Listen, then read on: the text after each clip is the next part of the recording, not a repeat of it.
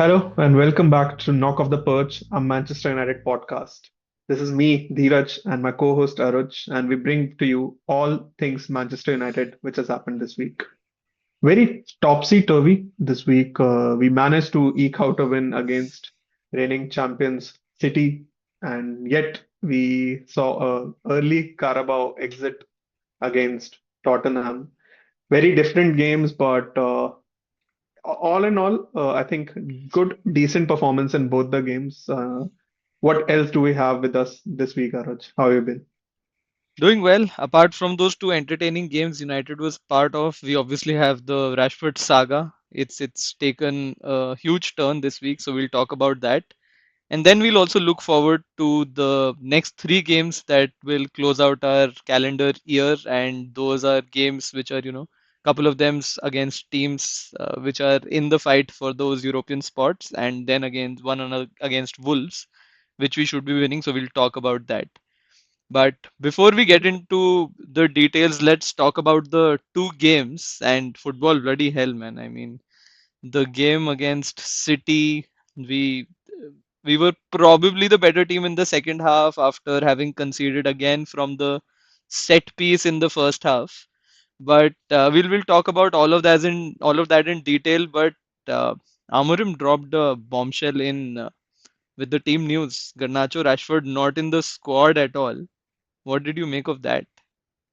Yeah, it has been a heavy 1 week when the Rashford saga and all of this has been taken care of. And it all started with the City games. We were expecting the best 11 to roll out for that game, and here Amorim comes and says the engagement hasn't been his at its best, the training hasn't been at its best. He gives Their his drip, their reasons. drip, and what they're eating is probably not right. Yeah, so I mean, yeah, we've seen managers take bold calls before big games, but yeah, dropping two big players, in a city derby was a big statement Amorim could make, and we ended up on the right side of the game. I Yeah, think that's why his choices were vindicated a bit. But that being said, I think it's a good time for an average Manchester United fan to get behind the team because the manager who's seeing players day in, day out is seeing something which is not Manchester United standard worthy. And hmm. he's trying to omit that and he's trying to change that culture. We saw the stick approach with Eric Ten Hag, and now we're seeing it with Amorim. And we also saw the board of Manchester United back Eric Ten Hag till the last moment Yeah, with all his options. We saw the Jadon Sancho saga, we saw the Ronaldo. Cristiano Yeah, Ronaldo saga. So yeah, I mean it's good to see that the board is backing the manager, and it's a bouncer how Rashford responds to it, how Garnacho responds to it. We already saw Garnacho being part of the yeah, next game. But yeah, let's bringing back attention to the City game.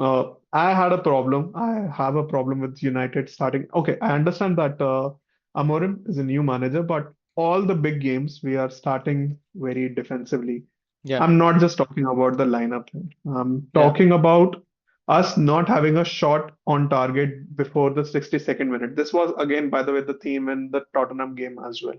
yeah. What do you Even make of it? even against Arsenal, right? I think when we saw the lineup against Arsenal, we were surprised by the fact that Mazarawi was playing right center back, Dalot on the right wing back, Malacia on the left wing back. So five defensive-minded players, and same was the case with the City starting 11 also, which was leaked 24 hours in advance. Mm, That aside, the fact that and against City, we were keeping a lot of possession. But again, at least in the even after conceding against City in the first half, it was also a lot of sideways passing, us having decent amount of possession, but not making much of it. It was only after we realized okay, 60 minutes have passed, we made a couple of substitutions, and then things started to click a little, and we went all guns blazing towards the end. But yeah, I think. Maybe Amarim is realizing that these streams are much better drilled, or their setup is much better than ours at this stage. So it is better to be pragmatic, better to be defensive, and he's I think paying some of these teams a little bit of respect, which is to some extent fair. But mm. yeah, I think as this team progresses, I think some of that will change. It's only a matter of time, I guess. What do you think? We lost the game against Arsenal because we didn't create as much.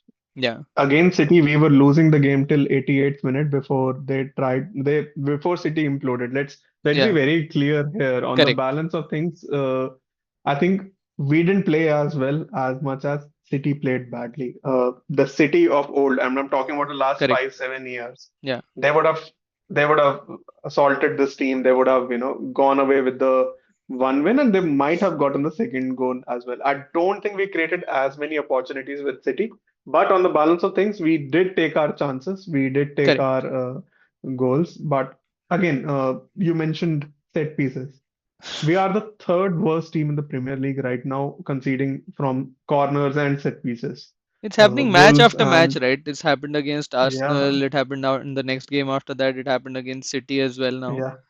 So yeah, I think, and which is what it was a little bit of a worry for us, right? Getting into the this game, having conceded to Forest, having conceded to Arsenal, and which we did again with the Guardiola goal. So set piece, and to be honest, I don't know whether it is a tactical issue or whether it is just the mentality of the team to be able to navigate around a little bit of a pressure situation. I don't know, to be honest, what it is, because, and we'll talk about the Spurs game as well, where we again conceded directly from the corner with that probable, controversial goal.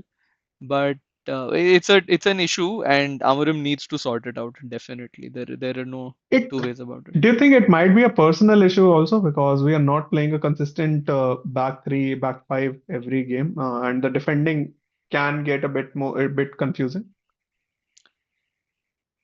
Could be. It is, but the fact is, some of these guys have been playing together. Like Licha and Delict have pretty much been Mm, playing the entire season together, and both of them are definitely there as part of our first three-man center back pairing. So they should, and we saw that even with Eric Ten Hag, right? They were making some mm, of these errors where they were not on the same wavelength at times. That was not happening mm, from mm, set pieces, but crosses that were coming in from open play. So mm. it probably is got to do with a little bit of a setup. We have primarily been playing positional, I think, positional Mm. mapping from some of these corners, Zonal, etc., yeah, and yeah. zonal mapping, and not a lot of man marking. Against Arsenal, that man marking wasn't possible. I mean, what they were doing was a little tricky, anyways. But I think Against Nottingham Forest, also the marking was very weird because their tallest player, who is Milinkovic, was against Martinez. There was a complete correct. 1 foot gap between the two. So you cannot expect, and Jamie Carragher is back on it. You cannot have a short center back. He's again back on it, even after After a having disappointing apologized to Licha in the first to year. Lija. Yeah. So Yeah, yeah, that is there. But when it comes to it, I think some players who have stood tall, yeah. figuratively. Amar Diallo being one of The them. shortest man Amar on the Diallo, pitch. Yeah, yeah, but bravest man on the pitch, man. I mean, he's been correct. creating and scoring non-stop. I think he has about 10 goal involvements in the last 10 He's been games. fantastic. He's United. been Yeah, I fantastic. mean, he's pushing for goal. He's creating. He's shooting at sight. Yeah, Very exciting player to watch. And in the absence of Garnacho and Rashford, someone had to stand step up. up. Yeah. Yeah, he step up. He did. I think what I loved about, see, second goal was brilliant. I mean, even though the final finishing wasn't the best, the ball managed to sneak in into the goal, but that touch to take the ball away with the left foot slightly away from Edison, that was brilliant. But I think just the presence for the first, getting the penalty for the first one as well, he is always on the lookout for such mistakes. And Yeah. was it Nunes? Nunes made that mistake. Math is game. Yes. Nunes made that mistake, and he was quick to pounce onto that, and he realized that he isn't in the greatest of the positions to be Yeah. able to finish it. So he kept hold of the ball in the hope that something Just for happens. And a yeah, extra second. Yeah. yeah, and Nunes, it was, who had already lost his mind and probably wanted to make up for the Yeah. mistake. He ended up making it worse. But I think all of this is that game presence which everybody keeps talking Yeah. about, which Garnacho, for example, lacks a little bit, right? Really love Ahmad. Even and we'll talk about the Spurs, that goal that we got. Just the tenacity of the guy to be Yeah, at it got that second goal for yeah. United. So I really I'm in awe of Amad Diallo. I think 5 games before, Mazarawi was my player of the season so far. But I think Mhm. Ahmad has overtaken him for me. Ahmad is up there in that race for Sir Matt Busby Player of the Year at the Definitely, end of the season, I think. definitely. What Mazurai gives is like a 7 on 8, 7 or 8 on out of 10 Yeah, performance. Okay? But Ahmad has been bringing wins in the bag. So yeah, yeah, strong competition with Mazurai for player of the season. Definitely. I hope it continues. I hope it doesn't get to his head. Amorim was very quick to point it out that English media raises people well and then falls people well as correct. well. So like don't he said push him back, push him back. Yeah. That was quite funny. By the way, did you notice? Amorim actually shouted to Licha to pass it Yes. to Ahmad. Even That is very good. Premier League ended up posting that. They posted Yeah, that compilation as well. I think yeah, Amorim's game presence is also very strong. very strong. I mean, we see him. He looks so pensive. He looks so diligent on the touch line. I think in one of Reminds the us. pods you spoke about the fact that he's a different beast altogether on game days. And you see that Yeah, on the pitch, yeah, like in the press conferences, definitely. he's much chiller, but he Yeah, has almost that Bielsa-like vibe to him during the game. yeah, He's sitting on an imaginary bucket, and correct, correct. and he's very in the zone at that point in time. So I'm liking Amarim so far.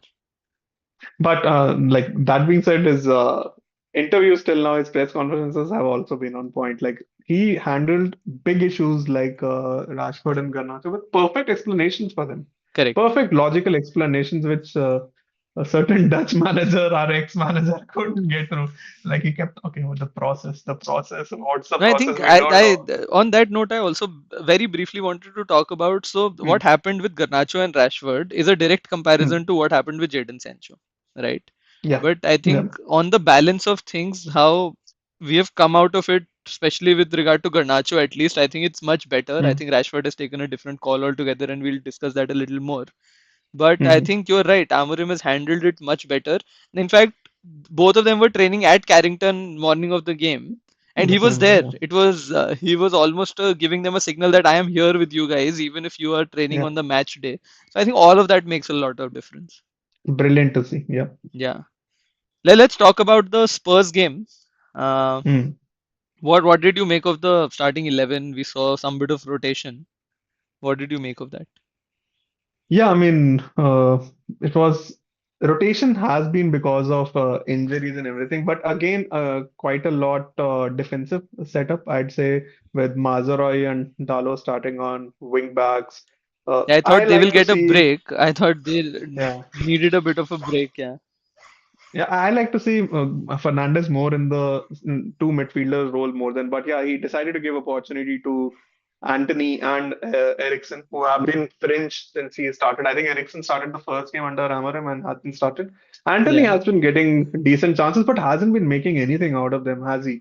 Uh, I think at least against the City game, against City, I felt that he brought in some bit of energy. Obviously, there was very limited end product or something, but it was when he came as a replacement for Mazarawi that day.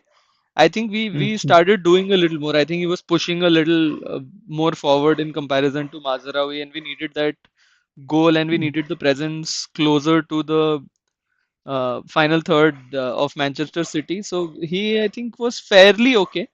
But yeah, he needs to improve a I lot. don't think he has done enough. I don't think he has done enough in the starts he has gotten. No.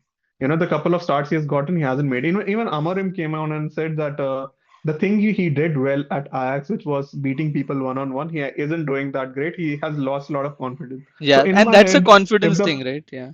in my head, if that's the only thing you were brought to do at United and you're not able to do that, like what's the Yeah. point of it anymore? We have seen him. He has one shot in his kitty, which he takes into the ball to the left and he shoots with his right. I But mean, players can make other a than career that, out of it. Yeah. Look at Aaron Robin. Look, people please can make don't a career out of please it. don't compare Iron Robin with I'm not. the I'm Indian not. man. He is nowhere near. But I'm saying you can still make a Yeah. career out of it. It's not But like he's not great with that as well. No, yeah. it's not like he hasn't had shots. but most of these are not on target. Also, the keeper know it's going there. The defenders know how to position themselves on it. And Yeah. now Amorim comes out and says that his one-on-one position, his one-on-one game is has to improve. His There is confidence has something to with these improve. defenders who are doing great in the right wing or the left wing spot in other leagues, but they come to United Seriously, and suddenly their ability to take on players, etc., goes for a toss. We have seen it with yeah. Jadon Sancho. We are seeing it with Anthony. Hopefully, things do get better. So So that was the lineup, but what did you make of the overall game? I saw that again, second game in a row, or maybe third game in a row. We didn't make any shot on target till I think 62nd or 63rd minute.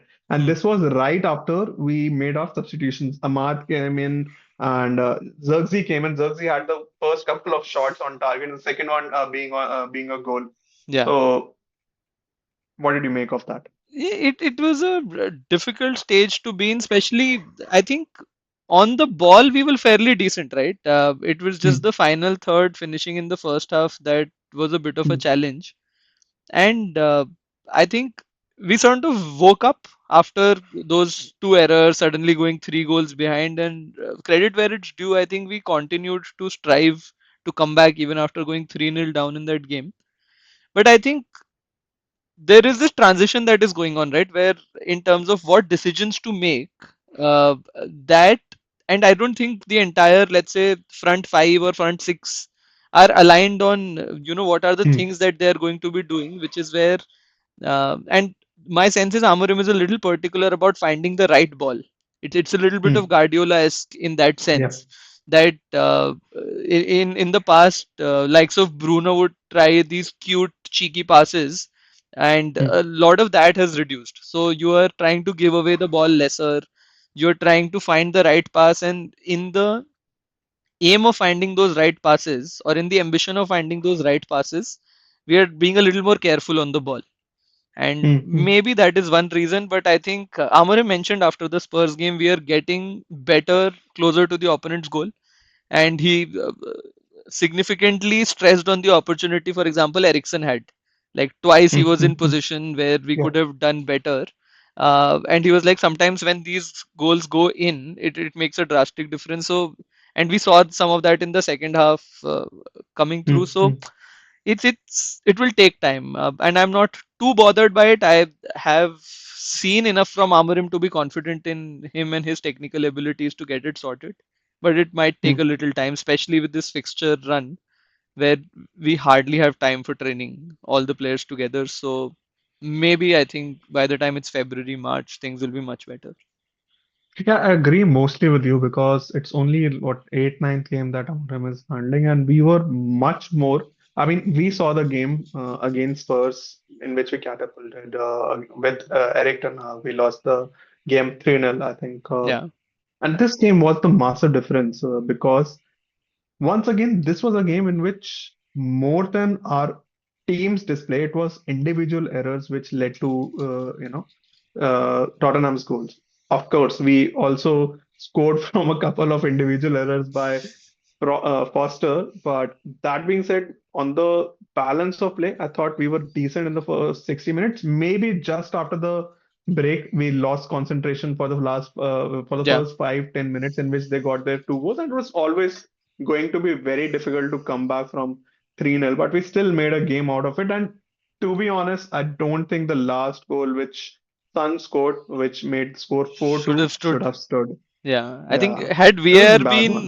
had the game had VR, probably it would have been taken down. But Yeah. I mean, all that is hindsight. But we also had the opportunity, maybe close to 73rd minute mark, to go and grab an equalizer there, right? I think it was a Mm-hmm. chance from the right, whether it was Ahmad or Anthony, I'm forgetting, who took that shot, and it was very close. Oh yeah, it was Xerxes' positioning. So I think it was Mm-hmm. Ahmad who had played the ball right across the face of the goal, and Xerxes Mm-hmm. was holding back for a cutback. So I think Yeah. that poacher's instinct, obviously, Xerxes doesn't have that high, And we don't have, let's say, even Hoyland is a promising star at this point in time, or a promising attacking player at this point in time. We don't have a somebody who's established there. So some of the goals, obviously, I don't think we miss out on a few goals because of that as well. I think this was a pattern in the first half as well, wherein Yeah, we were creating enough balls and throwing them behind their defense line, but there was no one to finish it. There were yeah, two, three chances like that. The Ericsson chances were obviously cutbacks in which Ericsson took shots, which were one of them was on target, one of them wasn't on target. yeah. But there were enough balls played behind the defense, which any decent center forward should be finishing. But yeah, At least you maybe it should be will take there. some You time. should make the defenders Yeah, work yeah, at that yeah. point in time. Yeah, but Yeah. I think, Yeah, but it will take time to take into the right places and for the frequency of these balls to increase as well as the, people to reach the same wavelength as well. yeah. But quick one before we move on to the next topic. How bothered are you by the Carabao Cup exit? I am not particularly.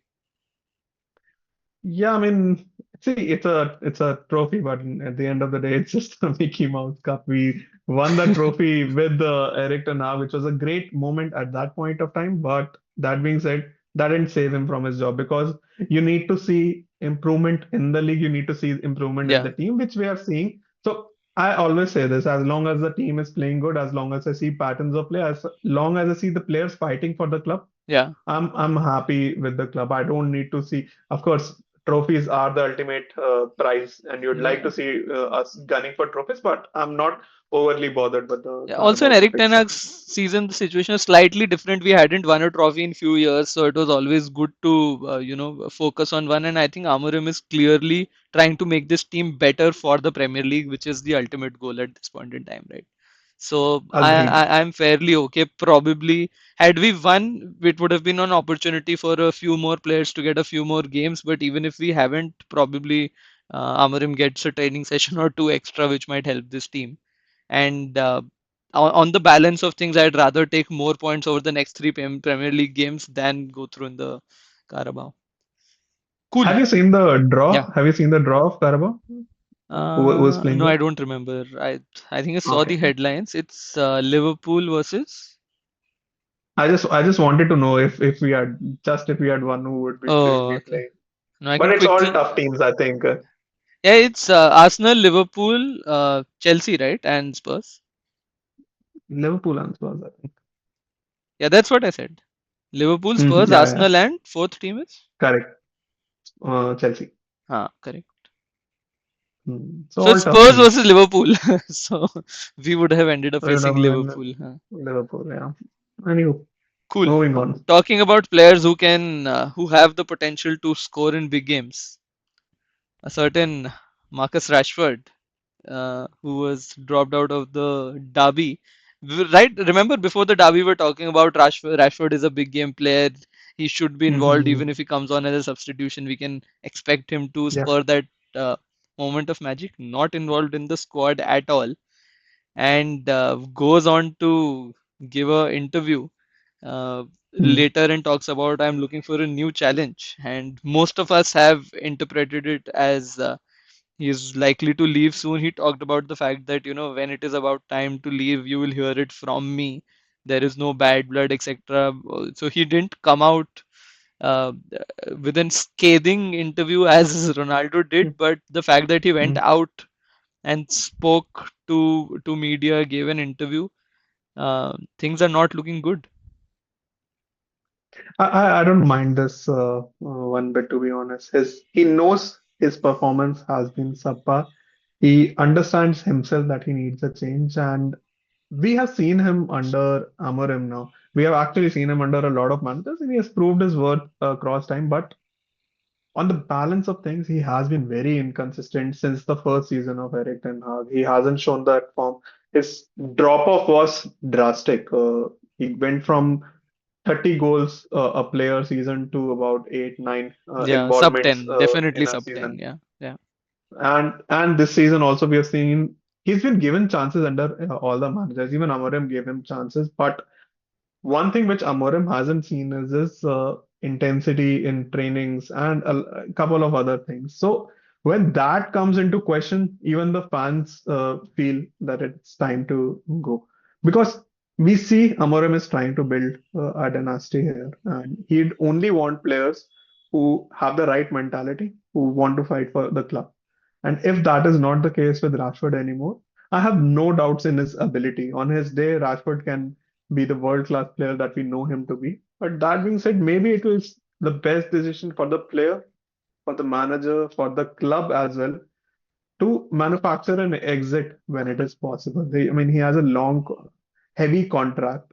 He's still in, I think, 2028, 2029 is when his contract, is Yeah. still. So this is as good a time for a exit to be manufactured, I think. Yeah. I largely agree to that. My only submission on that particular point is one, he's 27 right now, and there are players who have probably peaked after that as well. But yeah, considering that he came in at 18, he won't probably have the legs after 33, 34. That is what we've seen with players who come in early. Uh, there's still a player in him, right? There is still a player in him who can do Mhm. really well. Are we giving up too easily on him? Maybe we're not giving up, but maybe Rashford is thinking that not being involved in a derby game at all is probably enough for me to take a decision to move on to a new challenge, etc. My and this I think comes a little bit from the fact that we have seen him since he was 17, 18. Yeah. He's a academy product. He's a Mancunian. He's a Manchester United boy since a very young age. And seeing talent like that go, it's always difficult to sort of fathom. And that happened with McTominay as well, right? McTominay is hardly a world-class talent even, right? It's just Mhm. he's very tenacious, he's very hardworking, and with Yeah. Rashford, you know that there is that potential, there's that spark. So you always feel that okay, after that 30 goal a season, he will now kick on from here, give us another few of those 30, 40 Mm. goals a season. That hasn't happened. So you always feel that okay, probably there is that spark which somebody can ignite and give us that Rashford back. But largely, I would agree. I would let's cut our not even cut our losses. I think everything here will be It's all profit. profit, by the Yeah, way. It's it's all PXR profit. always. It will be all profit. But the challenge there will be he's on very high wages. He has a long Mm. contract pending. I maybe PSG or somebody from Saudi. I'm looking as possible destinations. I don't know who else could afford him at this point in time. There are rumors for Arsenal as well. They were very kind to take on Sterling, so they are very interested in this as well. And to be very honest, I wouldn't mind that one bit. See, I have seen Rashford play for United at our worst decade, and I truly believe he has given his all for United. And it is. There are too many questions in my mind. Rashford playing in an Arteta team, Rashford playing Mhm. for Arsenal. I Mhm. don't know, man. I don't want to see him in the Premier League, I think. But Arsenal have showed this before, right? They have taken the best players from the other clubs and gone on to, I don't know, improve their team. Havertz they got from Chelsea. Right now they have the Yeah. Sterling as well. So it wouldn't be, too bad to see. It's a love for the player, to be very honest. I'd love to see him in Premier League doing well. Maybe not doing well against us, but doing well in general. But Yeah. yeah, wherever he goes, I wish the best to Rashford. But currently, we have no idea if this is going to actually lead to an exit. Like Amorim's interpretation of the situation was, okay, this is a new challenge for him in the team. Yeah, That is how correct. he interpreted. Or maybe it was just a media gimmick Media which he gimmick, was yeah. just trying to, but yeah, let's see. Let's see in the couple of games because he was dropped for the next game against Spurs as well. He Yeah. didn't have any involvement In the there. We presser, saw. Amorim did mention that he's available to be a part of the squad. I don't know what does that mean. Will he be in the squad? Will he not? But I think the next three games will give us Hmm, clarity onto that. If he's not yeah, involved at all over the next three games, he could be going as soon as the winter transfer window. So agreed, agreed. let's see. It's bit of a tough one to take, a player like Rashford leaving, but hopefully he can make better use of his career. Probably go to PSG, win the French league or whatever. He can also have a title under him. But yeah, yeah, let's see. Talking about So the uh, Christmas period is coming to yes, us. We have the Boxing Day coming, which we had the opportunity to watch a great game at Old Trafford also, five by the years way. ago, man, 5 years. Yeah, time flies. United are still at the same point though, stuck in the middle, not winning, still giving us morsels of hope around the time. Yeah, But that yeah, was Christmas time is Ole's. always great. Where did we finish that season? We finished third or We second that season. finished we finished third that season. It was a season uh, Bruno was brought in. We went just Oh, before Bruno was that was the brought. season. Eventually, the COVID break happened. We were, I think, fifth when the COVID Correct. break happened. Ended up finishing third. I think Correct. Anthony Marshall and Rashford went on a bit of a streak when there was no crowd, Yeah. Yeah. and we managed Yeah. finishing third. But yeah, I think this time of the year for a Premier League fan, for a football fan, is obviously great. You get to see all these games coming thick and fast. But from a Manchester United point of view, what do you make of it? We are still 13th in the table, having played a few games under Amorim, but it's again very tightly packed. I don't want to jinx it, but a win against Bournemouth tonight could probably take us into the top half of the table. What do you make of it? Yeah, our form under Amorim in the Premier League especially has been very weird. We have won tough games, but we have lost against Ipswich. We have drew against Ipswich, lost against Nottingham. Nottingham Forest, lost against Arsenal as well. So it has been one step up, one step down. It has been very topsy-turvy. The next three games are Bournemouth home, Wolves away, and then Newcastle. Newcastle home. Yeah. So I do believe last year we didn't take any we didn't win against Bournemouth. They were able to eke out a win and a draw against us in both the games. Yeah. This season I think we are at a bit better form, but I feel a mini injury. I see a mini injury crisis Hmm. at United right now. We've seen players who have been injured for a long time come in, play for a game or so, and then get injured again. We saw Yeah. that in three cases: Luke Shaw, Mount, and now Lindelof. Bearing those, I still think we have the squad to get good results in these three games. Yeah. Nothing less than three victories actually takes us any closer to. We're seeing a lot of big teams are dropping points, but then we are also seeing the likes of Nottingham Forest and Aston Newcastle. Villa I and think Newcastle has picked up Newcastle form as and well. Yeah. yeah, last night new Aston Villa ended up beating City. I mean, beating Oh, City is they are not ahead that of big of a City on deal the these table days. now. Yeah. So Are they? all the six remarks that Pep Guardiola kept making, I think, is for the Premier League position that they will end Oh up. my God. So yeah, so other teams are also dropping points. So it's a good opportunity. That being said, I wouldn't say these are straightforward games. All of these, especially Bournemouth and uh, Newcastle. the third game, Newcastle are very well coached teams. Maybe Wolves are in a bit of a spot of bother right They now, might but have the these new two are manager games bounce. they might So have a new manager bounce. You never know. yeah. But So, yeah, but I think I would take 7 points out of those nine. A draw maybe against Newcastle, if at all. Like nine will be great, 9 out of 9. But I would still take 7 points out of nine from these three games. It will be critical. It will help us get closer to some of the European spots. So, and I think we need to qualify for European spots. I think Europa League may be the peak of for this particular season. I feel top four will be quite difficult, but a top five, top six finish might still be okay with a deep run, maybe in a Europa League or something. But that being said, where we are in the league position at the end of these three games, at the end of this calendar year, does it have any bearing on or any judgment on Amorim? no, it will be a perception thing. I don't think the he's been given a mandate by the board. Hmm. But of course, the fans are watching and fans are seeing good things and bad things in equal balance.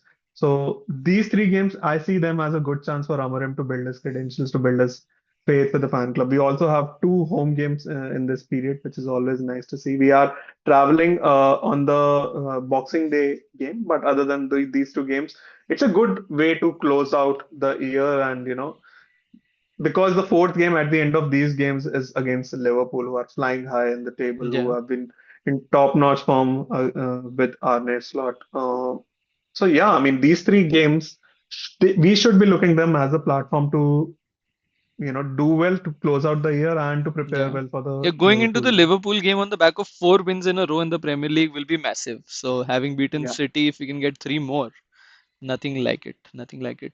So yeah, this is it from us for Manchester United this week. We talked about the game against City, against Spurs.